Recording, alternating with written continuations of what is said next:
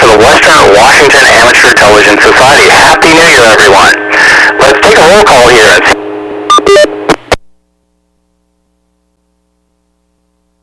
Television Society. Zoom, KD7QKU, I'm here.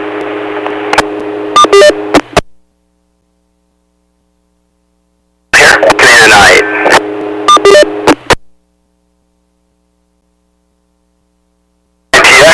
So far. Rebooting video.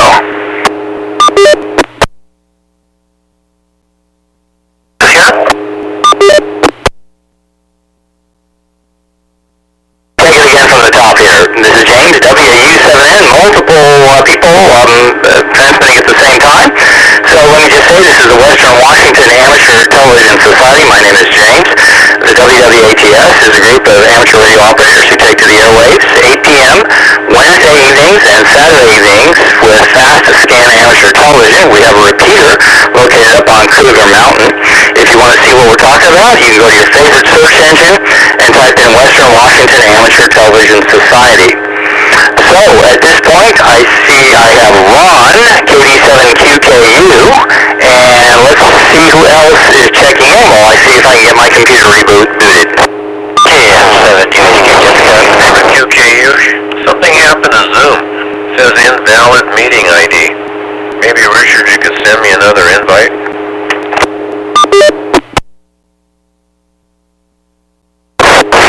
One thing at a time. Jessica, I got your check-in. Ron, Jessica, Richard, are you on tonight? Tonight checks, and yeah, we had a computer issue, and we're rebooting and checking in. K7ITX.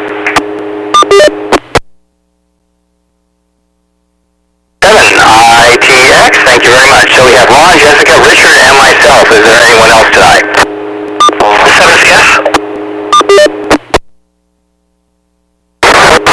Our transmitter and repeater are in two separate shacks, so you really have to push on that button and count 1 Mississippi before you talk.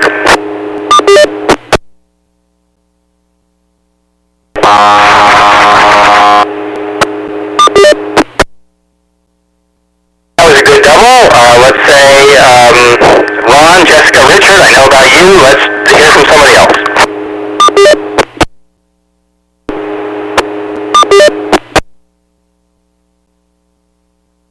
Okay, I got a breaking squelch tone. No audio. Try again. Bert and Jim.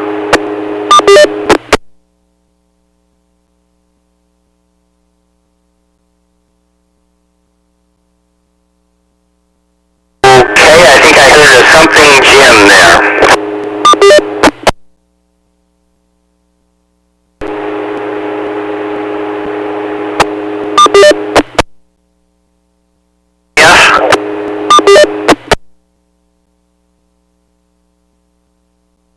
Apologies tonight. I think we're dealing with dueling PL tones and a lot of lag time on transmit.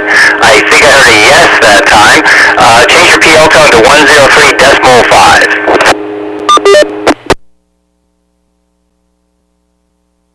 1 Mississippi, 2 Mississippi, N7CS. Works, N7CS. I got you complete that time, complete with 2 Mississippis. Good job. Anyone else like to check in tonight?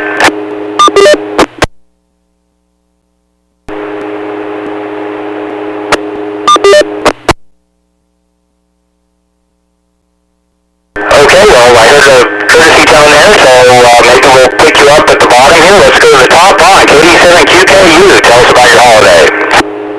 Well, I can't get into Zoom. I need Richard to send me another invite or something. Keeps saying ID's wrong or something. So, yes, no, we've had kind of busy here. We're going over to the Joanne's sister tomorrow, watch the football game and eat goodies, maybe kind of have a New Year's Day party. Stayed home tonight. That's about it for now, but Richard, if you're listening, please send me another invite to join Zoom. Thank you. KD7QKU. QKU, thank you very much, and I'm going myself right now. I didn't know if anyone would even be here tonight, so appreciate you all checking in. Let's go next to Jessica. Go ahead. This is KF7 USK. Jessica? Let's see, tonight we're watching Lawrence of Arabia, a restored or something version that's just gorgeous on our big TV. Gorgeous sets and just a great story. Earlier we went up to Tulalip Casino, not to gamble, but to look at the pretty lights. They have thousands and thousands and thousands of lights up and down. A couple of different runs that you can go walk up and down, and so we strolled up and down, looked at all the pretty lights and the pretty fountains they have. We also walked through the casino so we could watch people going crazy, sticking their money into machines, which I never got into. My computer right now is working on an update. Hopefully, pretty soon it'll actually be something I can log into, but right now I cannot. And other than that, we'll give you more stories a little later. This is KF7 UHK. Jessica, thank you very much. Both Jessica and Ron, I have got the same result, so we have no digital tonight. So let's go to Bert N7CS. Go ahead, Bert. Everyone, I guess once the Zoom thing comes back up, I'll show some pictures of some of the new equipment or gear I've had. But until then, I don't know. It's just been a quiet day, just trying to rearrange some stuff around the shack here, and just waiting for all the sounds later tonight. I haven't had too many fireworks going off so far, but I've heard a couple already. But I'm sure that will get worse as the night goes on. Anyway, this is Bert and Marshall and 7CS. Back to that.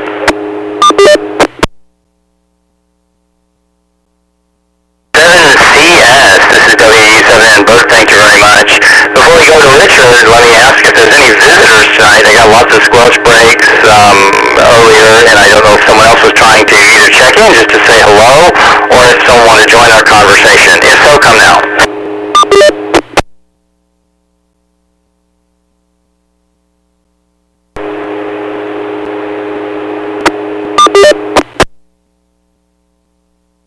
I heard a squelch break and a courtesy tone there, but did not hear any call. So let's go to Richard, K7ITX.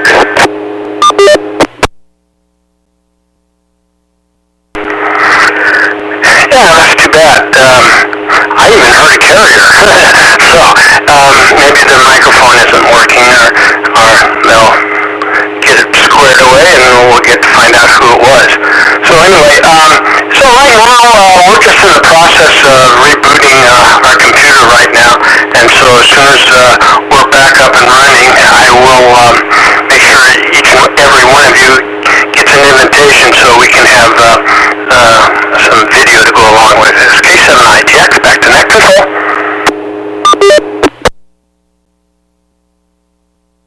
Okay, Richard, thank you very much. K7ITX, this is WU7N in the group. Well, my holidays have been pretty uneventful. It was kind of interesting. I went out on Friday, mobs of people everywhere, I guess, just kind of getting ready for the holiday weekend. And I went out today, and strangely, there was less mobs, the 31st afternoon than there was on Friday. So I guess it's just the psychology of the weekend. Just a helpful reminder to everyone, I got caught this past Christmas, but I think Monday everything's closed because New Year's Day falls on a Sunday this year. So anyway, it was kind of interesting that's an interesting social experiment. I'll have to try and remember that for next time, as far as just trying to get stuff done. So anyway, we can go as long as everyone wants to tonight. It's 10 minutes after 8. It's going to wrap around pretty quickly, so let's go back up to Ron, KD7QKU. Well, Jim, N7QO, he was on a video before Richard had a problem. So, Jim, are you still there? Yes, I am. Do you hear me now? Go ahead. Well, I don't know what's going on. Apparently I had some kind of like here. I don't know, intermittent problems, I guess. Back to you, N7QO. Thank you very much, N7QO. Glad to have you with us tonight. So let's go to the top. Rock, 87QKU. Bellingham, I'm pretty sure she must have done that. So Jessica, when it's your turn, maybe you can give us some of those good old stories. So let's see, I spent yesterday going to all the grocery stores over here. I was looking for sweet, hot, sliced jalapeno peppers in a jar, and I didn't have real success. I did buy one jar. They didn't taste very good. They're not very hot. And then I wanted some, jelly, hot jelly, and I didn't have too much success there either. I did buy some. It was kind of interesting. I was in the grocery store, Safeway's here by us, and there was a young guy in there, and he was buying a bunch of stuff for party treats and gonna have a big party someplace. And I was talking to him, and I said I looked all over the store for this hot jelly, and I've been over in the deli. They had lots of jelly, but it didn't have any hot that I could find it. So he found a couple jars someplace, and he ran me down in the store and gave me one of them. Well, it was fine. Not very hot, but it's fine. So I had some of it for dinner. So while we were over at Safeway's, I got some crackers. I wanted some smaller, different kind of cracker. It's nice to put cream cheese on a cracker and then put this, jalapeno, sliced hot jalapeno peppers on top, or some of the hot spicy jelly on top, and then eat it. I like it. But anyway, so that's what I did the last couple of days. I went over to Proctor and went to the, I want to say Whole Food, but it's not Whole Food. They have a really nice grocery store over there, just loaded with stuff. But wouldn't you know, the spot on the shelf where they had this hot jelly was empty. They must have sold it out over the weekend, and they haven't replenished it yet. So I will be making a trip over there. I believe it was raspberry, and I've had something like that before. It's really good. When I was over in Montana, we went into Butte, Montana, and my friend Randy pointed out that there was some stuff there that this store had for sale. It was this hot, spicy jelly. Oh my goodness, it was pretty hot, and it was so good. It came in pint jars, and I bought a pint of it, and then the next time I was over there, I went over to move him, so we rented a covered trailer and loaded him up and moved him. And I noticed that he had 2 or 3 of these pint jars in his cupboard. So I, instead of putting them in the food box, I put them in the pickup. And so I brought them home. And my friend Randy pointed that out to me this last Christmas. He still remembers that I stole them from him. He wanted to know if I could remember the name of the stuff, so he was going to try to buy some on the internet, but neither one of us knew the name of it. But it was the best I've ever had. All right, back to Ned, KD7QKU. Well, thank you very much. On my list here, let's see, I was going to go to Jessica next, and we're glad to hear you're in one piece, and want to know if you drove during the ice and snow. I mentioned some hot bacon jelly we got from Hickory Farms. I have not tried it yet, but probably tomorrow we're gonna crack that jar open. But yeah, I drove what's called the 410 route over to Anacortes and over to I think it's called Sunrise Marina, I think is what it's called, and to March's Point. So it's kind of a long run back and forth. And this bus did not have automatic chains on it or anything at all. And there's just one little spot coming off the ferry that goes up to the San Juan Islands that is rather steep. And I didn't realize I wasn't supposed to go down there because we were a snow route and we're supposed to just forget those folks down at the ferry. And I got my bus stuck at this one spot where I needed to turn right at the top of a stop sign. And every time I tried to go forward, the buses would slide backwards and sideways. And when I tried to go backwards, sideways. So as I tried either way, I got further and further askew, where you either hit trees or signs. And so you make your phone calls, you make your radio call to dispatch and tell them what your situation is. And right then, 3 dump trucks with sand and scoopers on the front, and saw my situation and came and scooped in front of me and scooped it back of me. They sanded all around me. They got out of their trucks and stood next to my door and told me which way I should turn my wheel and guided me out of the situation. I think they should get an award. And I told dispatch about this when I got back, and I think they're going to try to send them a little something, a little letter of thanks for being right on it, because it was right on. Otherwise did pretty good. It was still a little bit iffy on certain places where the buses hit snow or ice, and you have to kind of know what to do. You know how to keep yourself from hitting other things. I'm gonna break real quick here. Just this last week, I did two 11-hour days in downtown Anacortes, which is a little small route that goes from downtown up to the hospital and a few little neighborhoods. 11-hour days. That's about, I think it was 18 rounds around the loops before I got to home. 18 of them, and you almost count them every time, because you're gonna go, I can't wait till this is over. And 11-hour days, long day.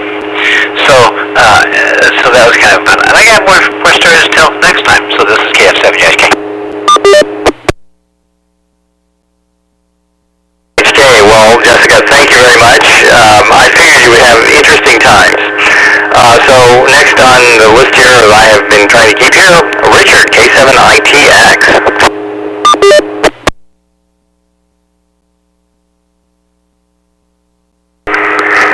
Okay, well, I got half my technical difficulties resolved, and I can tell by seeing you beautiful people, but I couldn't get things going on YouTube tonight, so my apologies for that.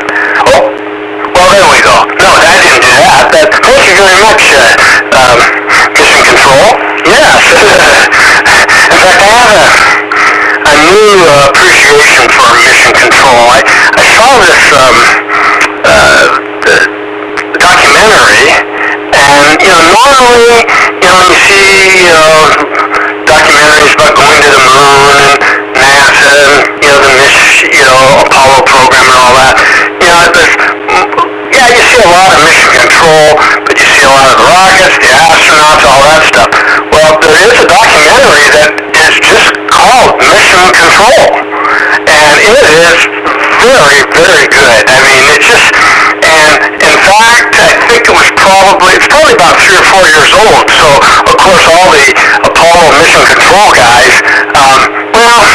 they're a little long in the tooth, so to speak. In fact, all the chairs were pretty much vacant except for maybe half a dozen of the guys.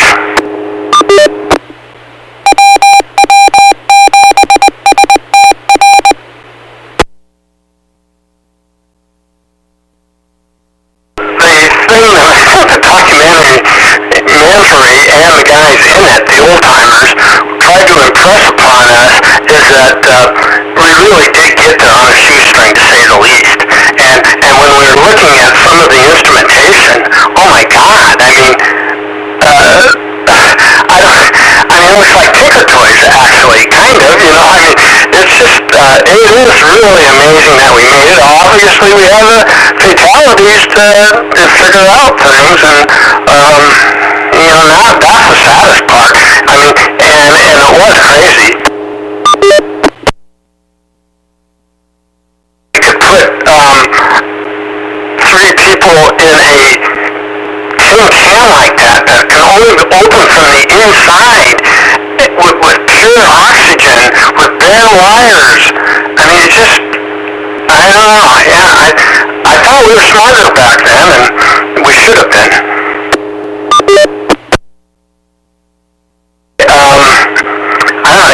I don't even know. It's just weird how I've been doing these 4-day slips lately, and then look what had happened. I have to call Net Control, not Mission Control, and then when they call the Mission Control, then they get into this big, oh God, it gets pretty crazy, doesn't it? K7ITX, back to Net Control. Richard, K7ITX, this is James WW7ATS for the Western Washington Amateur Television Society. Well, it's 20 minutes into it here of our allocated time on the 08 machine. Does anyone else want to join us, either for a check-in, check-out, or to join our conversation? And I also have a picture up now of what the inside of our shack looks like up on the mountain right now. Before we go to Bert next, does anybody else want to join us? JPM, Jack can still call me. I'll be in and out. Jack can still call me. What was your call again? I didn't quite get it. Kilo 7 Juliet Papa Mike, KK7 JPM. You're going to be in and out, KK7 JPM Juliet Papa Mike, and you've got a good full colliding signal into the 08 machine tonight. I'm curious to know, do you know if you're using the 103.5 PL tone or the normal tone for Tiger Mountain?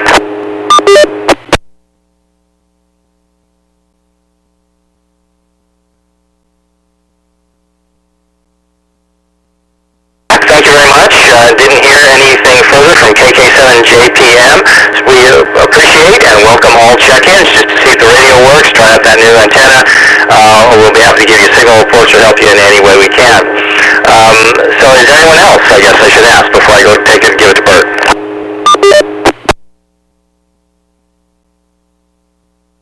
Okay, next on our rotation, as I'm keeping it, N7CS. Bert, take it away. Roger, Houston, thank you for that. We are go for launch. Yeah, let's see. So, I was just going to show some equipment off, so a little show and tell. This is something that I bought about maybe, I guess I bought it about a year ago, but it's like a signal generator. So I can use this to generate any kind of signal from very low frequencies up to like 4 gigahertz if I need to. So it's got all these like cool connections and stuff on here on the side, and more cool connections and buttons on there. But is it upside down or not? Yeah. But it's a handy piece of test equipment. And then I showed this right before the net, but so you weren't there. Some people on the last net were asking about my GPS discrete oscillators. So this is what I can use to feed in reference input into things like my radios or other test equipment. So this is one that takes GPS on one side and it gets like the 49.152 megahertz reference output on this side. And then I have another device here. It's a similar device, but it has 2 outputs, so I can like feed it again. It takes GPS on this side, then they can output a 10 megahertz reference signal here, and whatever else I want to do there. So I've got another piece of test equipment that uses a 24 megahertz reference signal. So these are just little pieces for that. That's what the side of them look like. And let's see, a little bit of drop for a second.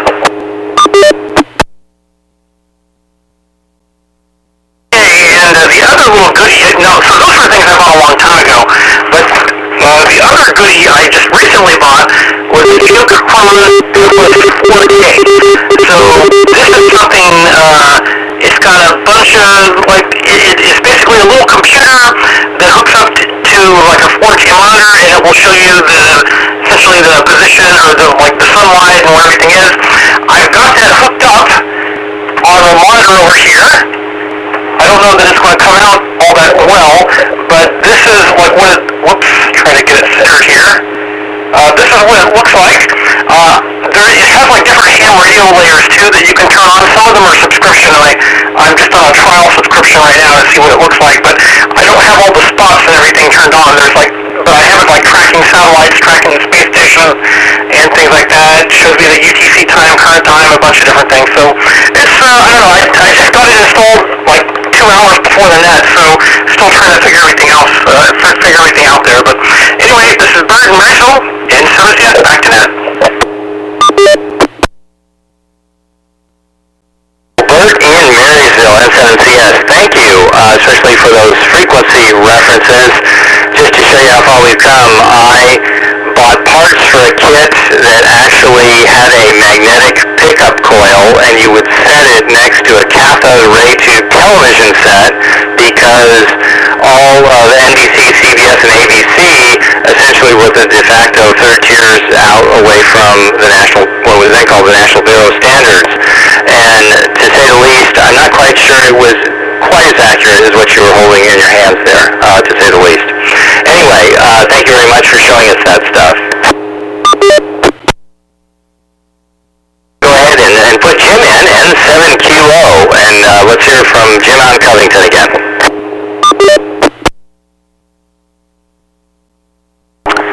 N7QO, thank you, Jim. Good evening, everyone. Well, let's see here. Ron, you should have bought a quart of that secret sauce. Man, that's that sounds yummy.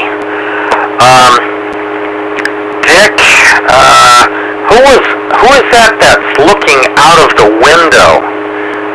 And she's not looking at the possum either. Just curious. That I don't think that's Debbie. That looks like your neighbor's house, maybe, huh? Anyway, just curious there. And yeah, the space program, I don't know. There was some astronaut who said some time ago when queried about his thoughts, he said something about these products produced by the lowest bidder. And I thought, yeah, I'm not going to be an astronaut. Interesting though. Jessica,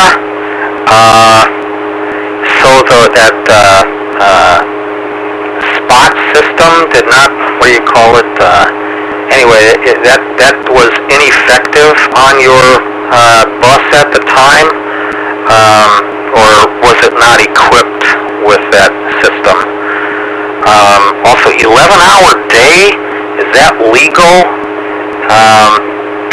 I don't know. In my industry, we used to joke that truck drivers have more rigid duty time limits than we do.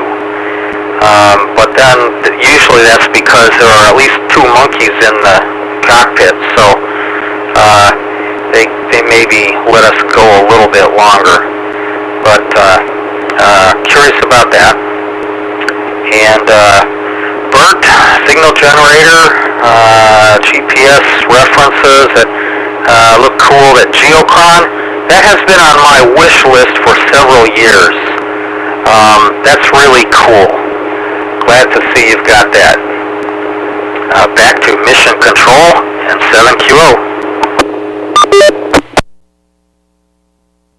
Jim, N7QO, this is James WW7ATS in Northeast Bellevue.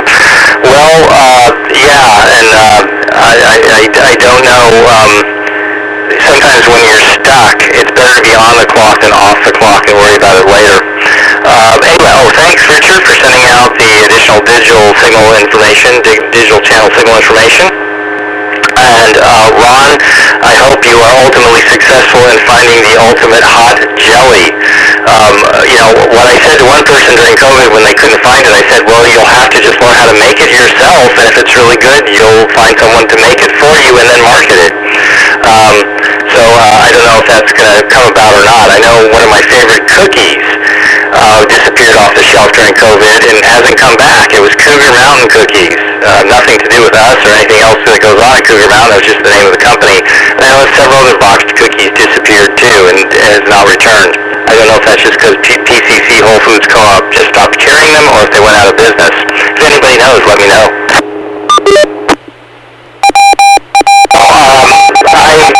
Christmas Eve went out after the big thaw, after there was a quarter inch of ice out front, and went out with a friend. We looked at lights, and then there was the wind the following weekend.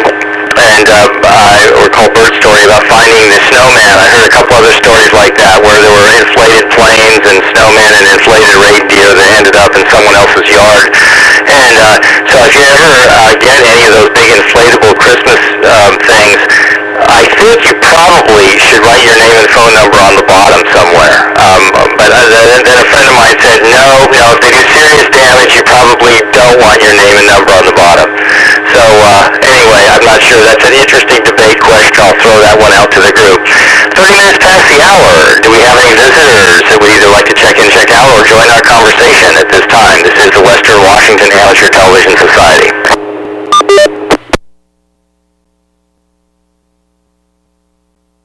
Well, nothing heard. We heard from Jack, KK7JPM earlier, but let's go to the top on KD7QKU. Take it away. Okay, thank you, James. This is KD7QKU again.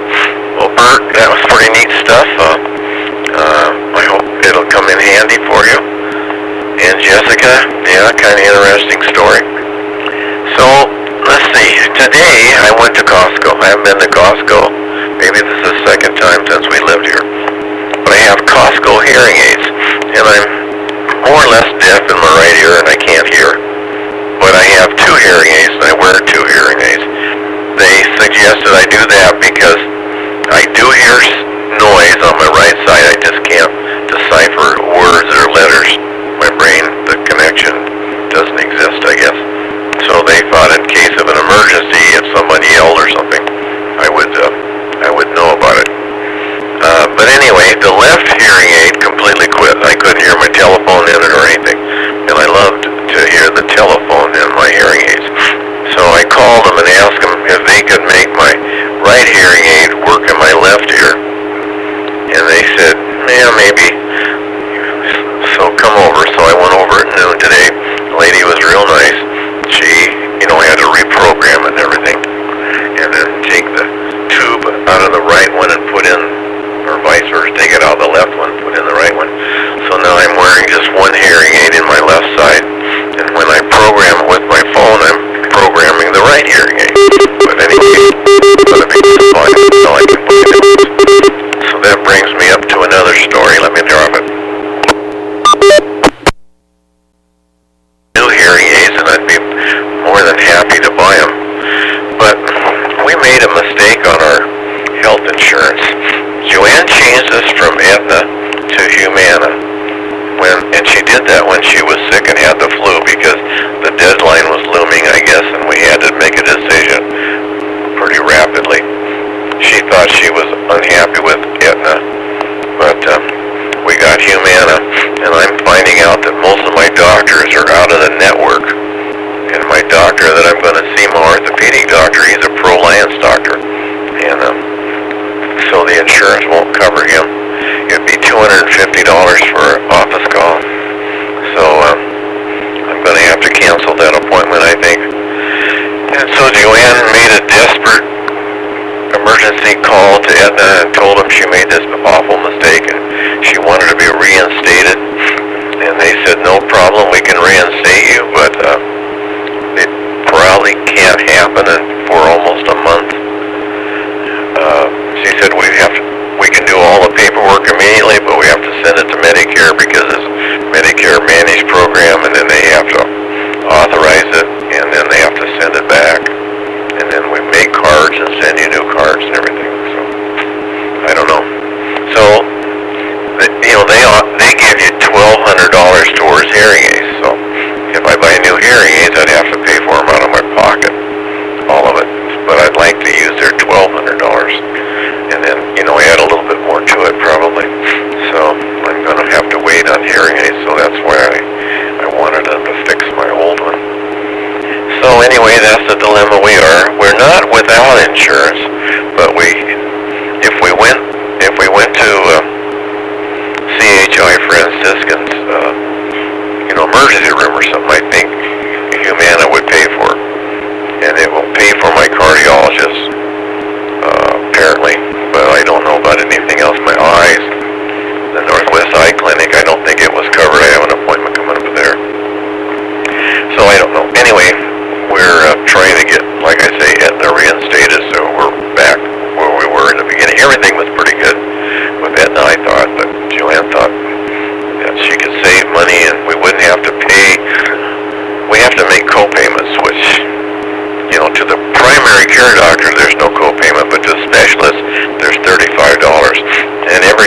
had surgery, like on my hand, I had to pay a $300 copayment, so I paid $300 for one wrist and $300 for the other wrist, so it adds up. So anyway, and then when you have a CAT scan or something, you have to pay, I think, $150 or $125. I've had about 3 of those this year. All right, back to that KD7QKU.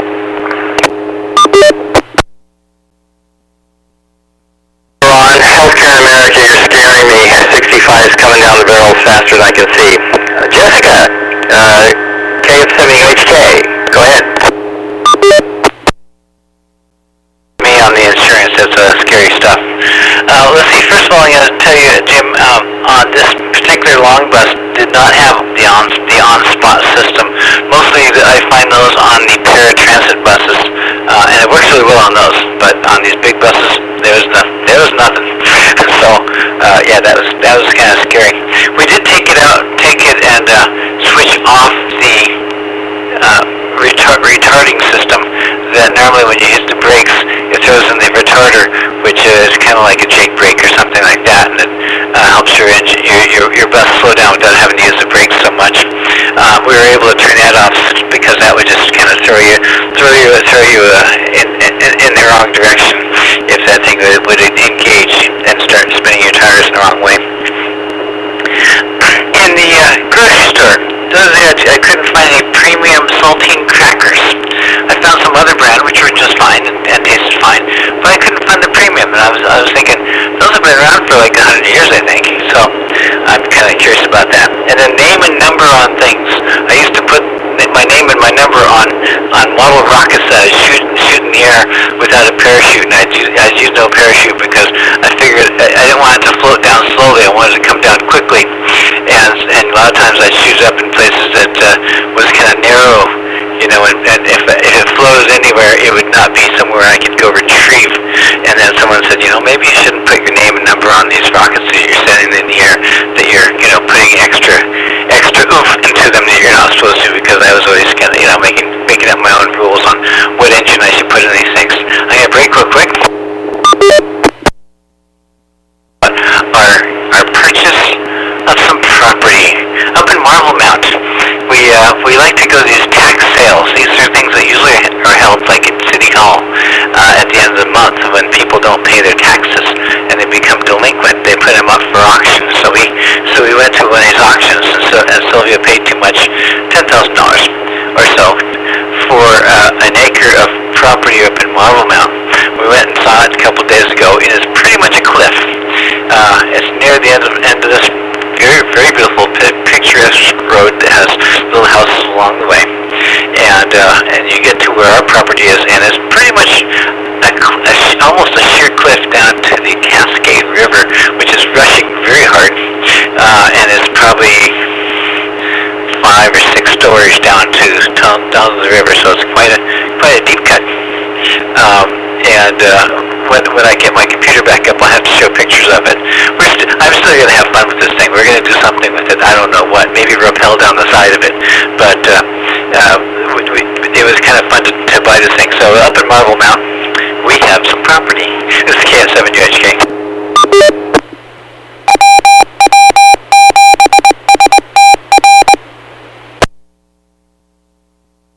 On Marble Mountain, it sounds like the introduction to a Gothic novel. Let's see, next on the list, Richard, K7ITX. You gotta tell us about the possum. You're not gonna leave the possum up there the whole time and not tell us about it, right?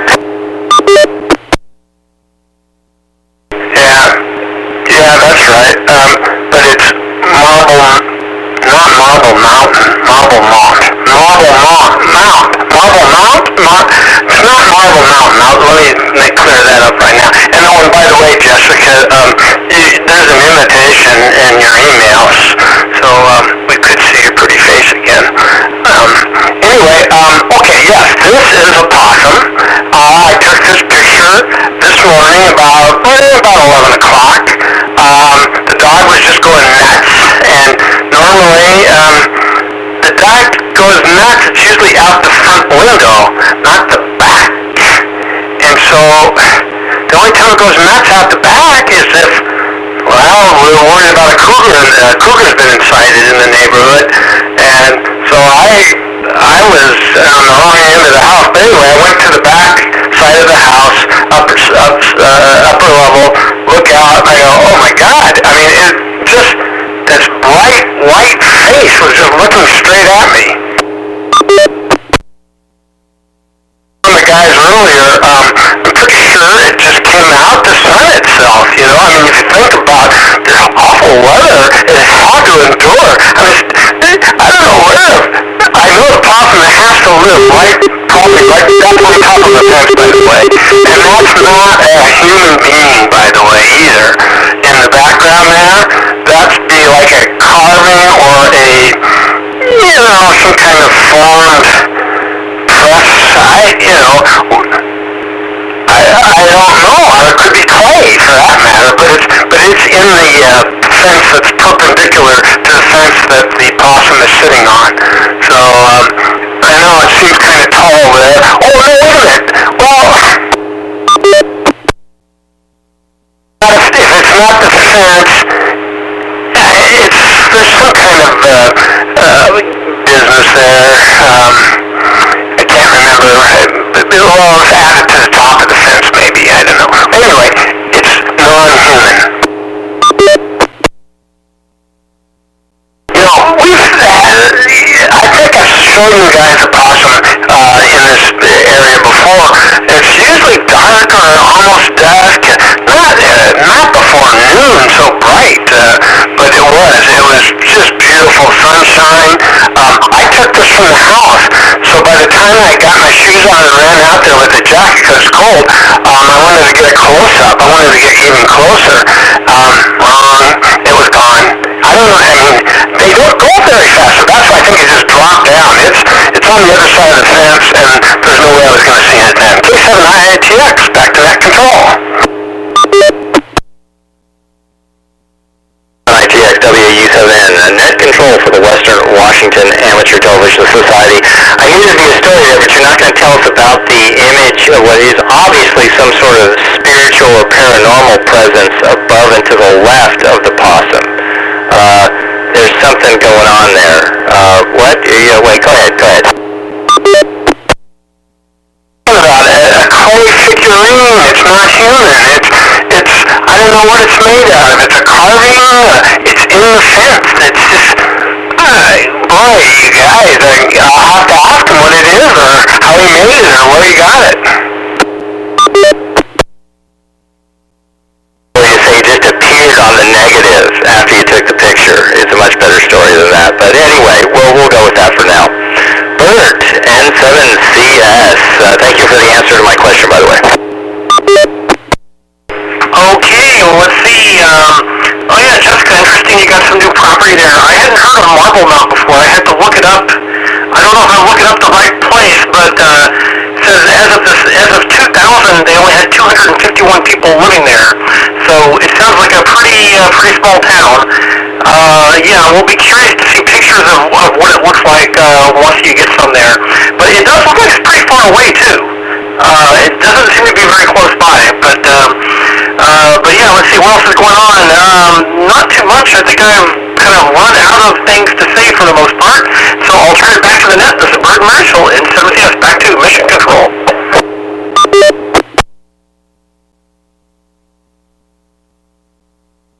Well, I found a Marble Mount after Richard's correction, and I don't know if that's the same one or not. I stuck it in the digital chat circuit there, and if anybody comments on that, welcome. And let's see, it's 43 minutes after the hour, so let me ask one more time. Any visitors? Anybody wants to check in, check out, or join the conversation in the last 15 minutes here, please come now.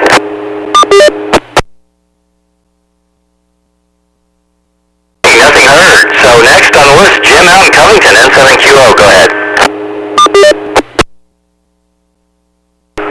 N7QO, thank you, Jim. Well, I can't help you with the Cougar Mountain cookies. I have not actually seen them anywhere. Not where I shop. Sorry about that. Okay, Dick. So, you said Pippa went nuts, but did Mika see the possum? Mika's the critter that chases after bears. What was Mika's thought on that critter out there? And that face on the fence. I wonder if maybe that's your neighbor's rendition of a scarecrow to keep pests out of the garden. Obviously, it's not working, but I don't know. Just a question, dumb question maybe, but a question anyway. And let's see here. Ron, medical insurance. Sorry. Yeah, one of my biggest traumatic events about retirement is medical coverage. Holy cow. It used to be, I worked for a company 2 companies ago that would pay for all of my medical and dental, and they would have a Medicare supplement after you retire, and it was all at no cost to the employees or the retirees. Well, that disappeared, and then you had to pay for it all. And then after another bankruptcy, they eliminated that, and you could pay for medical if you wanted it out of your own pocket, but there was no Medicare supplement available. So once you retired, you had to pay for that on your own. Of course, it used to be that let me reset.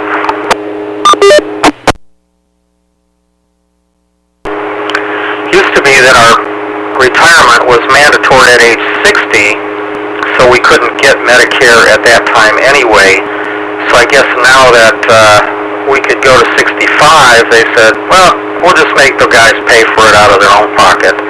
But I was really surprised. It's a big nightmare, a big fiasco. There are all of these companies that are willing to sell you things, and it's the little details that get you. And my wife found that different people, different providers, different doctors or facilities can become an approved provider or not, and they can change that kind of at will. That makes it really difficult to keep up with. Good luck with that. Sorry you have to go through that. Back to you, Jim, M7QO.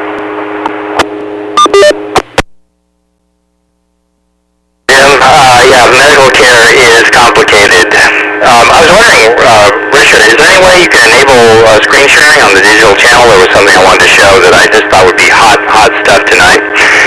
Anyway, news you can use. Okay, two QFC stories. That's hard to say, isn't it? 2 QFC stories.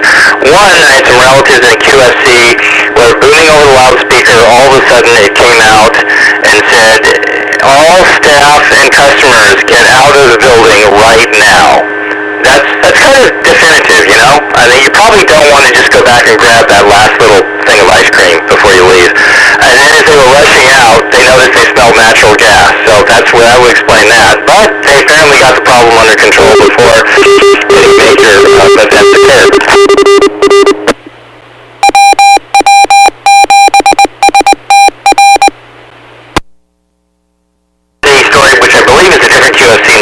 A friend of mine sent it to me. All of the meat rows where everything was I saw a sign that said chicken, but it looked like it was, the usual kind of places you would put meat, all empty. It looked like one of those Soviet supermarket pictures from the 1970s. Don't know what's going on there. Totally unrelated, the supermarket chain in Colorado, which 2 of my relatives use, reported to me that the only eggs available were $6 a dozen in Colorado, and there was no milk. And they finally found a gallon of skim milk. And I said, no, that's not milk. That's water trying to pass itself off as milk. That's not milk at all. So anyway, those are the only interesting stories I've heard. But I just wanted to show Jessica and everybody else this shot here. Community Club in Marble Mount, it's pronounced, with a population of 203 people. And I'm just kind of curious to know how, oops, I didn't change that over to the right channel, did I? Hang on.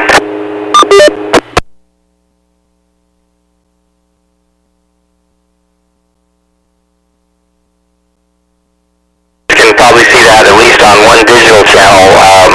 Apologies to anybody on the YouTube channel. I don't think you'll see that. What it's a picture of is of the community club, and it looks like it even has a freshly painted handrail leading up to the freshly painted door.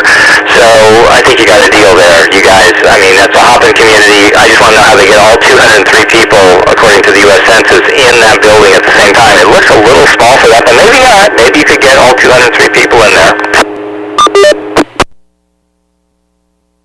So much for milk and egg and chicken shortages and hopping community spots. I'll go ahead and stop this share. And let's see, it's 8:50. We might have time to wrap it around one more time. So let's go up to the top on KD7QKU. KD7QKU. Well, I was watching the Georgia, I guess it's Kansas football game, and I just looked. 54 seconds left in the fourth quarter, and it was tied 41-41.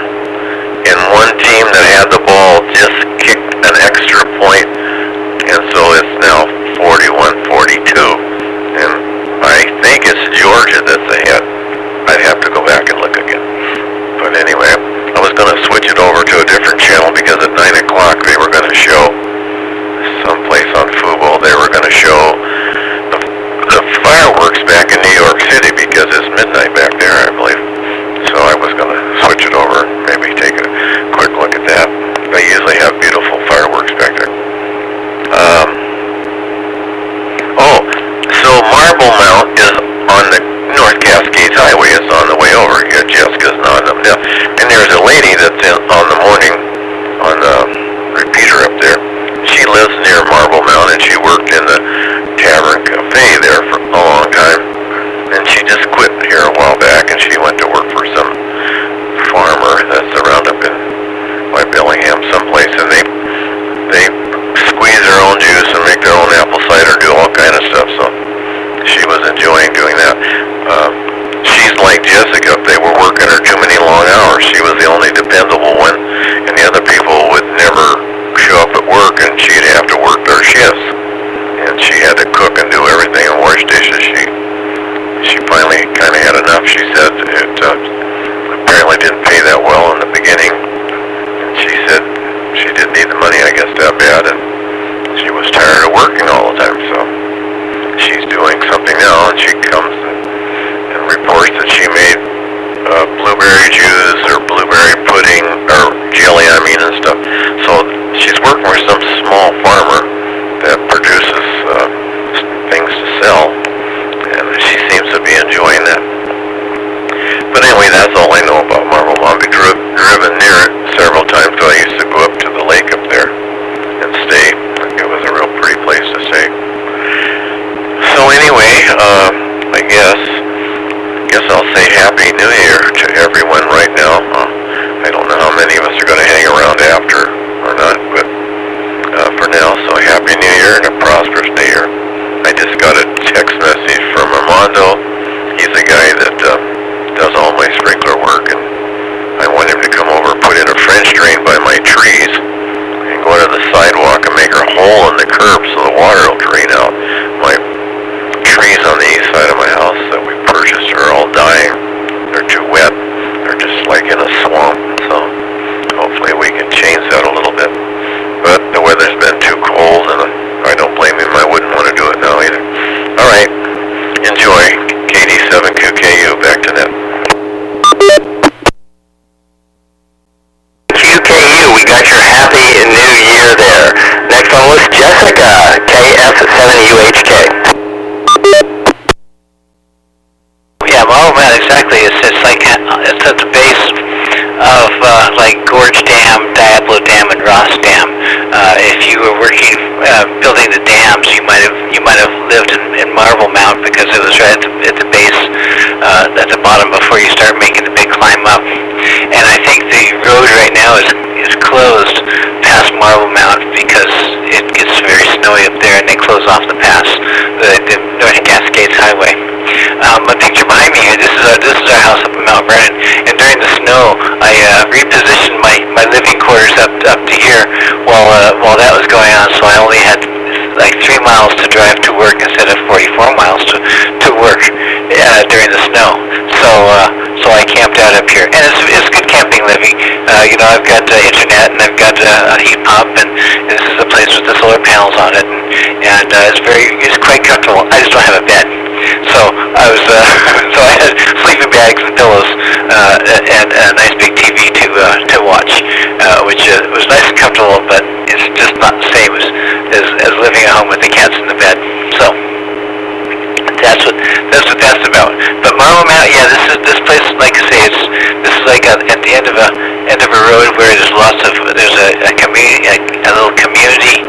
I think they call it the Marble Mount camping community or something like that, and then our place is down past that, and I think it's mostly a cliff.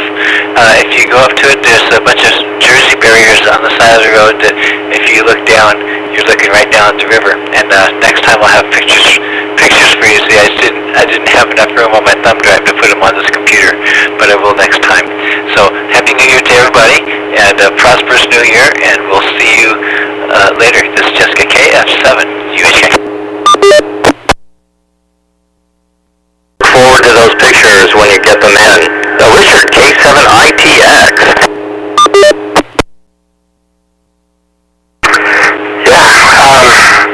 Okay, well, thank you for that, Jessica. I always love snowy pictures like that. And Ron, I see, there you are. Yeah, what a bummer, Ron, and health insurance. And so, because of Ron's conundrum, James, you've got the right idea. In fact, I would advise, I'm 69, so and my wife turned 65 a couple years ago, so I've been through signing up people and myself on Medicare now at 65. It's one of the most complicated things you're ever going to do in your life. And let me just tell you this. When you sign up at 65, you better get it right, because going forward, you're going to run into problems like Ron's running into. I was just lucky. I saw an ad or something to get a hold of WashingtonHealthcare.com, but I thought it was WashingtonHealthcare.gov. Well, but I'm glad I went to .com, because that guy was a phenomenal expert. In fact, I drove all the way to North Seattle from Kent and spent about an hour and a half with him when I was 64 and a half. And thank God. All you have to do is make a long step, and you'll find yourself in some kind of weird penalty 10 years later. That the penalty is by the month, and it accumulates, and so you're never out of it once you discover you've made this mistake.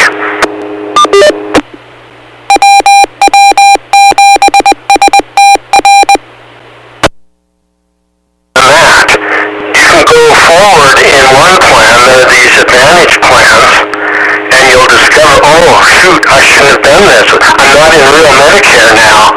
Well, guess what? To go into the real Medicare, now they get to give you a physical examination, and now they'll charge you accordingly.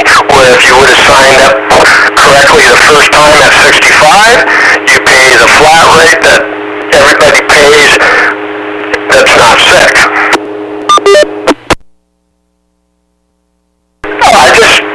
Anybody that's listening and has any way to get a hold of me, call me before you're 65 by about a month or two early, and I'll tell you a lot of stuff that you'll be happy to hear, or at least learn and not get in trouble. K7ITX. 73, everybody, Happy New Year. ITX, this is James WW7N. Well, we're almost out of time here, but but let's see if we can hear from Jim before we run out of time. N7QO. N7QO, thank you, Jim. Well, let's see real quickly. Ron, I think that game that you're talking about is Georgia and Ohio State. Yeah, I've got that set up to record, so I'll be looking forward to seeing the end of that. And it's time. I guess that's all I got. Back to you, Jim, N7QO. Bert, N7CS. Happy New Year. 23 for 2023. This is N7CS. Back to that. Looks like it's top of the hour here. Does anyone anywhere have anything for the Western Washington Amateur Television Society Net tonight?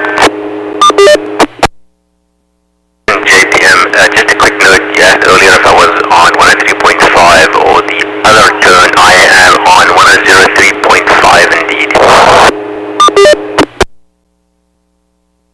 JPM, this is WW7ATS. Yeah, it's maybe slightly confusing. I won't get into it all, but for the 2 hours a week, I think that 103.5 will work better. And then the other Tiger Mountain PL tone, which I don't have right in front of me right now, that's all the rest of the other hours of the week that works best for this OA repeater. And I'd like to thank the owners and operators of this repeater pair and the two repeater sites for letting us use their Cougar Mountain facilities for our audio channel.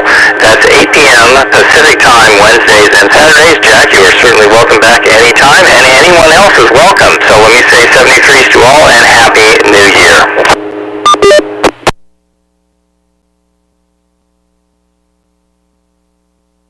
Thank you very much, I appreciate that, and 73 to everybody else as well.